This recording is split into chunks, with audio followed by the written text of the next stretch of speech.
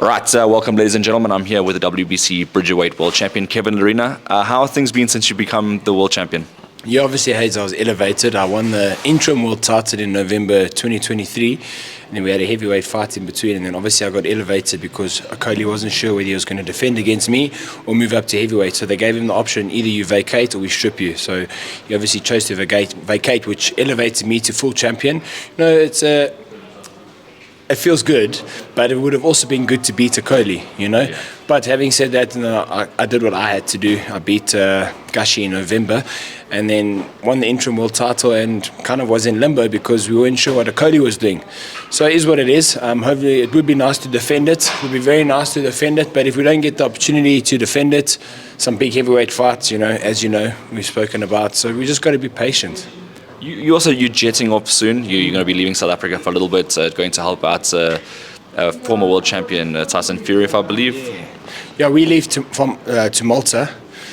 Training camps in Malta. I think we're leaving within a couple of days. We're just waiting for our flights, but we're going this week. So it's pretty cool, you know, get to push and train the former undisputed heavyweight world champion. Not undisputed, sorry, the former heavyweight world champion. Uzek's the undisputed. Tyson Fury is a phenomenal guy. We get along well. We push each other, you know. And when you're sparring such a big man like Tyson Fury, it kind of helps me and it prepares me for what's to come if there's big heavyweight fights, because there's not much that are more skilled than Tyson Fury. You know, everyone's strong at the top, but when it comes to skill and ring craft, he's phenomenal, as well as Usyk. So I've never had the opportunity of working with Usyk, but obviously I'm in Tyson's camp and I'm Team Fury, and I always have been. So it's going to be good. It's going to be an interesting fight, but I'm using it as a good preparation tool for me because I know the big fights are coming. You know, when you sit patient like this in boxing and it goes quiet, the phone can ring almost any time. And when it rings, you have to be ready. That's the most important thing. So do you treat sparring as also like a training camp in itself? Do you keep yourself in tip-top condition all year round? Most definitely. I try my best to. You know, obviously it's very hard to stay 110% in the fight mode because, you know, you're only human, so you also don't want to burn out. But having said that, I'm always in shape. I'm always training, whether I put in 2 sessions a day or 1 a day. I'm putting in the work. I mean, even now, before I head out to Malta, I've been sparring with SA heavyweight champion Sean Pukit. I think we sparred like 4 or 5 times just so I can just get some rounds in. You know, he's been helping me a bit. Obviously, I'm helping him, but he's also been helping me, so it's nice because he's a very come-forward guy and he's got tremendous heart, so it's nice to work with a guy like that because there's not a lot of quality heavyweight sparring within South Africa, so it's nice. And tell me about Sean Potgieter, because there seems to be his fight against Chris Thompson. You know, obviously it's not happening now. Chris Thompson sustained an injury, so yeah, that fight's off. You know, he's probably not going to fight this year and probably go next year. How is he looking, and how is the future of South African heavyweight boxing looking? Yeah, of course. I think there's scope. You know, the heavyweight guys. You got Keaton, you got Sean, you got Chris Thompson. Who else is there? Jean Roux, so like those guys are, yeah, Ruin Fisser.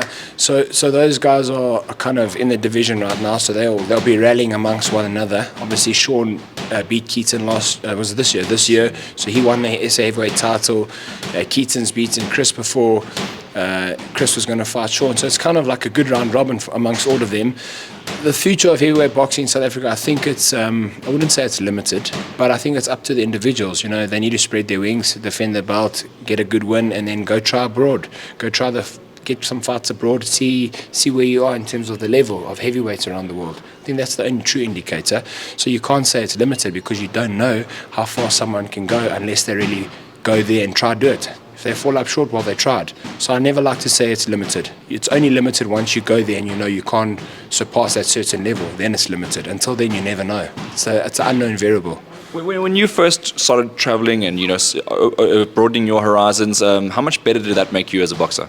Yeah, you grow. You grow a lot, I think, as an individual, as a fighter, as a person.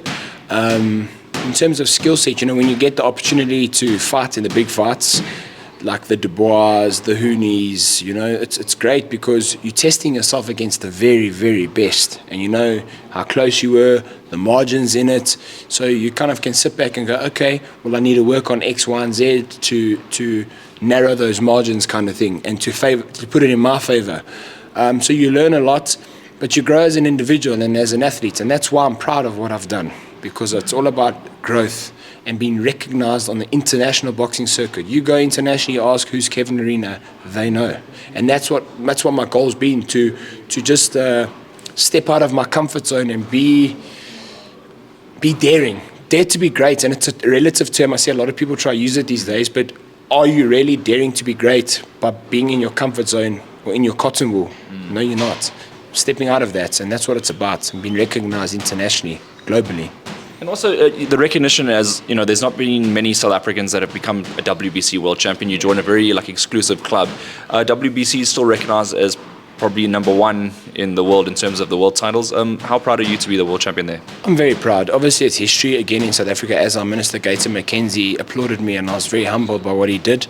It's history. The green and gold's a phenomenal belt. The WBC is one of the older organizations, I think, along with the WBA.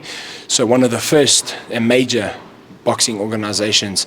So it's an honor to hold that belt, but I was also very proud to hold the RBO world title. I think a lot of people, and I think we need to try to change the stigma, a lot of people look down on the RBO belt. They don't see it as the top four, but I think the key is who is fighting for the belt, who is defending the belt, and who is the carrier of the belt. Example, Dimitri Bivol fought Beterbiev.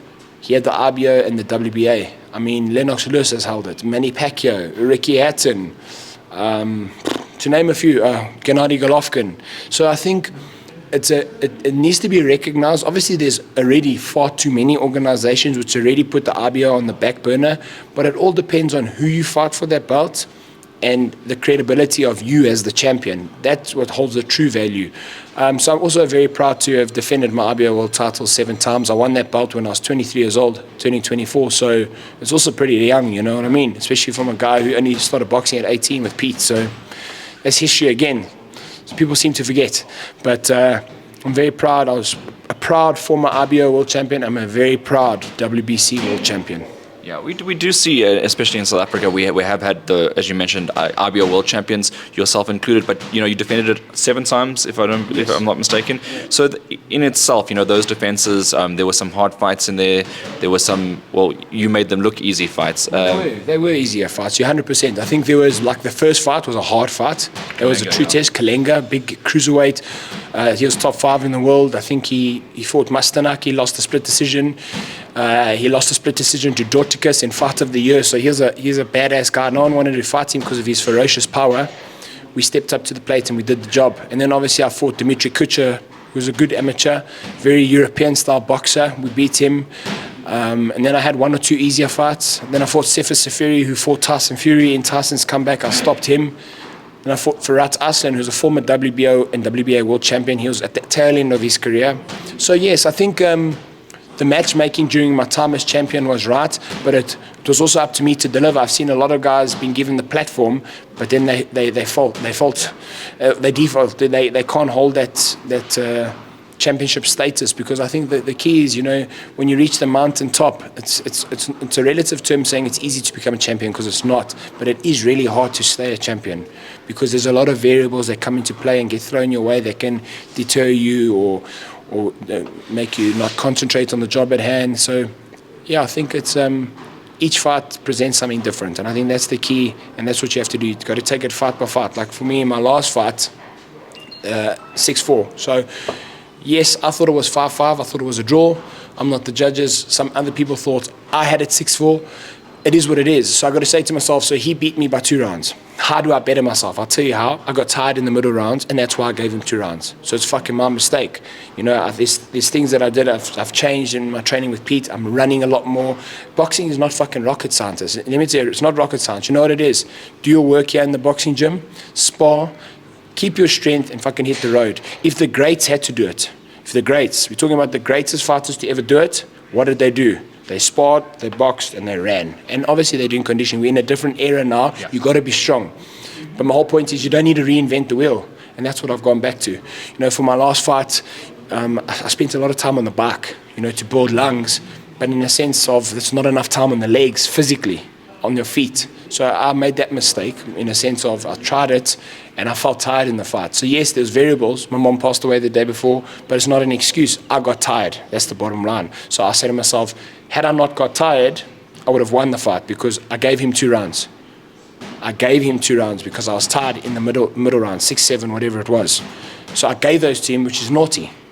So how do you get better? You fix it, and that's what I'm doing right now, and I've fixed it. So I'm fucking just ready to go, ready to smash guys' faces in. Truly, I am. Well, Kevin, I mean, you haven't felt short of people calling you out as well on social media. I saw that clip the other day of a British heavyweight. It was more the presenters sort of saying that would be a great fight for both of you. Was it Fabio Wardley? Fabio Wardley, yes. And what is your thoughts on that? Good fight, man. Pretty similar trajectories. Fabio never had an amateur fight. He only had 4 white collar fights. It's mad, eh? Sounds similar, eh? He knocked out an Olympian medalist, Fraser Clark. He smashed him. He's a big puncher. Fabio, I like him. He's a nice guy. But would it make for a great fight? Hell yes. Would I want that fight? What a question. Massive fight. I mean, he's in the top 10 now. Just that victory put him in the top 10. Andy Lee said on DAZN with Eddie, I think that with the panel, they're like, listen, I think this is a good fight for Lerena. Lerena's a good test for him. So that means they respect me. They want to see the fight. And would I do it? Of course. That's why I posted it. I said, let's get it on. Queensbury, Peter, Spencer, say no more. When it comes to dotting the I's and crossing the T's, I don't really delay, do I? You basically take whatever's in front of you, right? And you just take care of business. The other question I wanted to ask was, you put out a hit list about maybe a month ago. Has any of those fights sort of, been spoken about? So the Coley one fell through. I think now that he's gone to heavyweight, that will always be an offer to us, but we're not fighting him at heavyweight for shit money. So that's kind of, we have been presented the offer. Would you want to fight? And then we're like, what's the purse? They give us a purse. We're like, no. Yeah. I mean, this is heavyweight boxing. Come now. Yeah. We know, it's not Bridgerweight, it's heavyweight boxing. Jared Anderson bit, he reached out, he's like, hey man, like what you're doing, respect you as a fighter, I hope we can get it on. Okay. Otto Violin was silent, so I don't know what his plans are.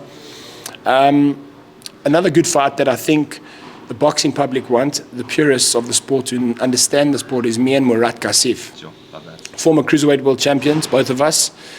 He's a banger. I've always liked his style. When I was younger, he's a little bit older than me, I think maybe 4 or 5 years older than me. So when I was 22, 23, just becoming the RBO world champion, he was dominating the WBA and RBF, if I'm not mistaken. And he's probably, in my opinion, got one of the best left hooks in the game. Yeah. Terrific left hook. And make for a great fight. There's another opportunity. Let's go. And you guys are, yourself and Murat, are very similar in stature. Peter. Happy that. You want to call Peter in?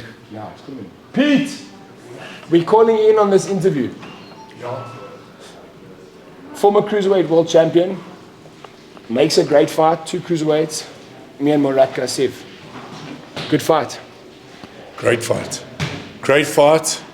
I said to Hayden, he's got a terrific left I hook. just think, I think Jao Patar is going to come up to go Bridgerweight.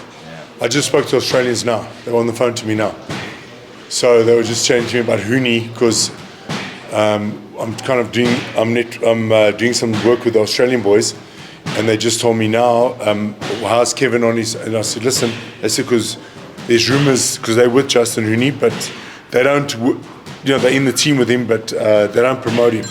So they were talking about what's Kevin's next plans because it looks like Justice Huni might be coming up. Opatar. I mean, Ja Opatar. I'm mixing up names here. Ja Opatar. So I said, let us know what the plans is. Let's do it. That's what I was saying. I was saying to Hayden, like for me, it's a case of like I've never ever shied away from anybody. Peter knows if Peter says the money's right, we're going to have a go. I have a go because at the end of the day, that's what I started the sport for. The guys that I'm fighting are the guys essentially that people look up to. Yeah. So for me, that's an incredible achievement to say, like when I was 23 and I become RBO world champion, Murat Gassif was the man of the cruiserweight division, undefeated. He only lost to, I think, Usyk or Bradis. Usyk. Actually, they actually mentioned Bradis now because they believed, the Australians were telling me now that they believe that Bradis, they've kind of like thought Bradis would be a better shot on the second fight with Ja. But now, sorry, this phone, so it goes. So I'm going to see what the call is for him. It's we can do Bradis. Ja will definitely come up, I think, after he unifies the title. Gassif. And then Gassif. Because Gassif's been reaching out apparently to us. He fought Kim Lundqvist I saw now. And he won why? He had a destructive win, but I mean, I'm not that guy. Yeah, But I love that fight because I've always rated Murat Kassiv highly. So let's get it on, man. This is what boxing is about. The best are fighting the best. I fought Dubois, I fell up short. I fought Hooney, I lost 2 rounds, 6-4. That's what the round. Maybe I had a draw, maybe I lost. But it is what it is. I know what I have to do to get better. I was naughty for losing those 2 rounds. So I said, I know what I need to do. I need to box, spar, do the road, do my conditioning, I'll be okay. Because I gave him 2 rounds. That was naughty on my part. But now it's about rectifying.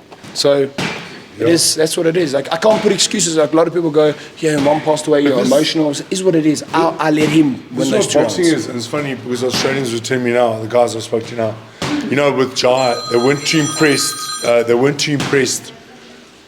The other people with what he did in his previous fight with the Braiders. But now he's come back with a great win. So he was kind of judged, and they were like feeling sorry for him. Or maybe he doesn't have it. Now he's becoming the golden cruiserweight kid, and that's where Kevin is proving himself over and over. Where they're all talking about him pulling his name in, and he's just waiting. We're just waiting on the brink right now for breakthrough and to show what he's got.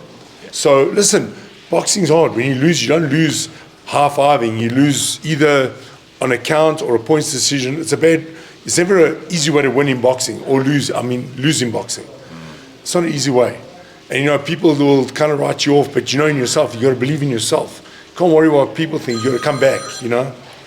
Sorry, Gert's called me about 4 times.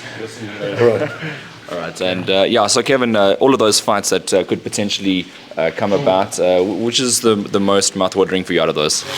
I think if Ja Opatai wanted to challenge me for my belt because he wants to be a 3-weight division world champion, then it's massive because I rate Ja. I think he's a classy fighter. He's a good boxer.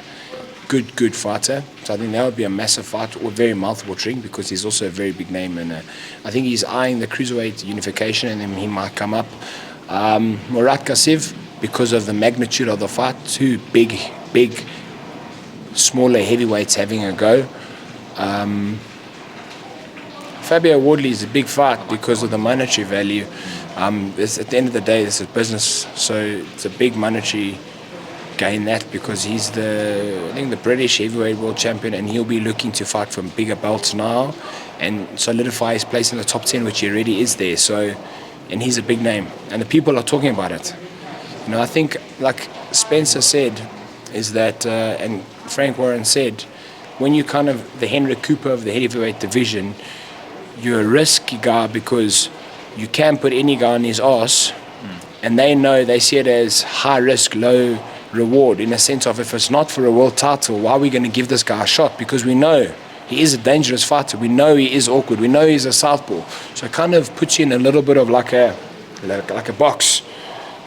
When they're ready to look into the box, they look into it. But until then, you've got to kind of push your way out of it and get out the box and jump out of it. And so that's why it's quite a tricky position to be in. But I guess I'm blessed to be here.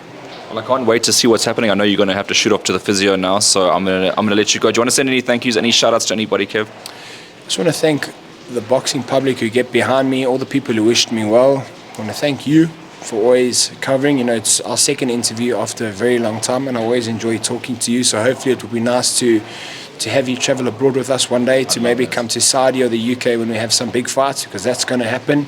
And it would be cool to have an element of South African boxing media amongst the top media outlets in the world. So that would be pretty cool. Maybe we can make that happen. Oh man, I'd appreciate it if that could happen. Kev, thank you very much, and I'll see you again very soon. Cheers, Hayes, and a pleasure.